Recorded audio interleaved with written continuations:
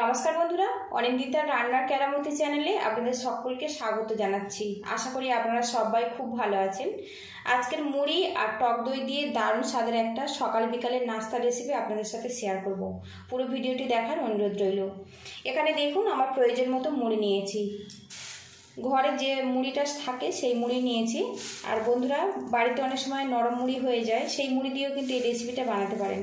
এখানে দেখুন 4 চামচ পরিমাণে টক দই নিয়েছি। এখানে একটা মিক্সিং জার নিয়েছি, জারের মধ্যে আমি মুড়িটা নিয়ে নেব। এটা ঢাকনা দিয়ে গুঁড়ো করে নেব। মুড়িটা গুঁড়ো করে নিয়েছি, কাঁচের বোলের মধ্যে দিয়ে দেব। আর বন্ধুরা, ভিডিওর শুরুতেই একটা লাইক দেওয়ার অনুরোধ রইল। আর চ্যানেলে নতুন হয়ে থাকলে সাবস্ক্রাইব করে চ্যানেলের পাশে থাকবেন, বেল আইকনটি প্রেস করে দেবেন। পরবর্তী ভিডিওর নোটিফিকেশান সবার আগে আপনার কাছে চলে যাবে। ফেসবুক থেকে দেখলে পেজটা ফলো করার অনুরোধ রইল। এবারে এর মধ্যে দিয়ে দেব টক দই। এখানে আমি 4 চামচ টক দই ব্যবহার করেছি। এবারে এখানে 4 চামচ পরিমাণে সুজি দিয়ে দেব। বড় চামচের 4 চামচ সুজি ব্যবহার করেছি। এবারে এখানে দেখুন কিছুটা ধনেপাতা কুচিয়ে নিয়েছি, সেটা দিয়ে দেব। দিয়ে দেব কাঁচা লঙ্কা কুচি। তো পুরো রেসিপিটাই আমি কাঁচা লঙ্কা দিয়ে বানাবো, লঙ্কার পরিমাণটা আপনারা কম বেশি করে নেবেন। এখানে দেখুন পেঁয়াজ কুচি দিয়ে দেব। একটা মিডিয়াম সাইজের পেঁয়াজ ছোট করে কুচি নিয়েছি, সেটা এর মধ্যে দিয়ে দিলাম। এবারে এখানে দেখুন একটা ছোট্ট সাইজের আলু সিদ্ধ করে ম্যাশ করে নিয়েছি, সেটা এর মধ্যে দিয়ে দেব। স্বাদ মতো লবণ দিয়ে দেব। দিয়ে দেব সামান্য পরিমাণে হলুদের গুঁড়ো। এবার এগুলো একসঙ্গে হাত দিয়ে মাখিয়ে নেব। প্রথমে কিন্তু কোনো রকম জল ব্যবহার করব না, হাত দিয়ে মাখিয়ে নেব। যেহেতু এর মধ্যে সুজি আছে আর টক দই পড়েছে, আর জলের আলুর মধ্যেও কিন্তু বেশ কিছুটা জলও আছে, সেটা দিয়েই কিন্তু এইভাবে মাখিয়ে নেব। যদি জল একটু কম মনে হয় বা বেশি শুকনো মনে হয় তখন অল্প জল ব্যবহার করব।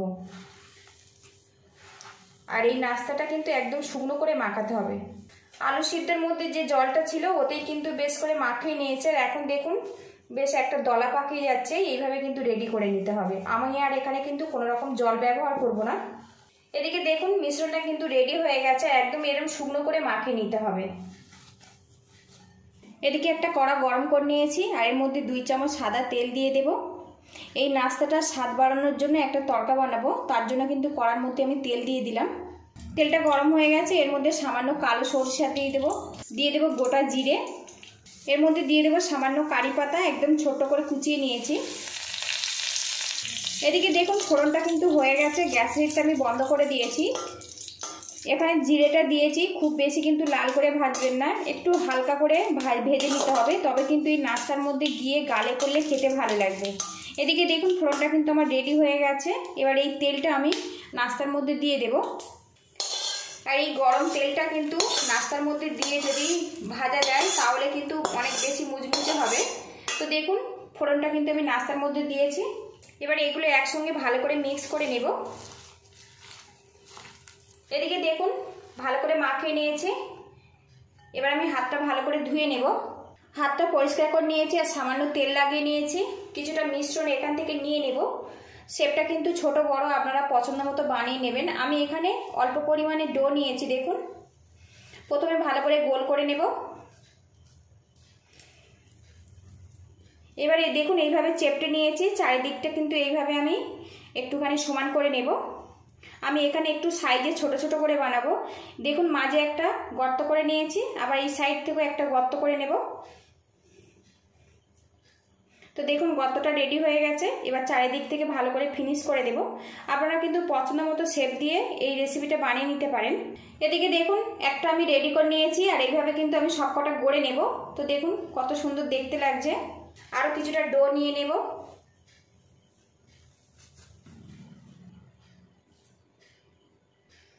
তো দেখুন আরও একটা রেডি হয়ে গেছে।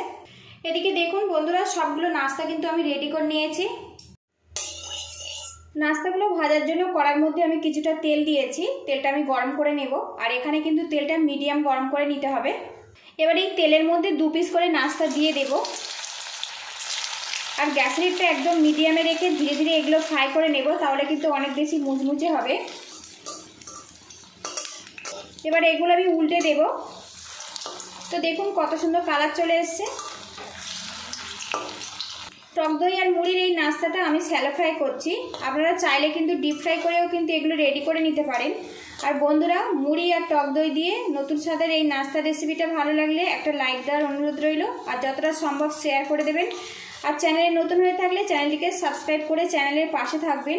পাশে থাকা বেল আইকনটি অবশ্যই অন করে রাখবেন, পরবর্তী ভিডিওর নোটিফিকেশান সবার আগে আপনার কাছে চলে যাবে।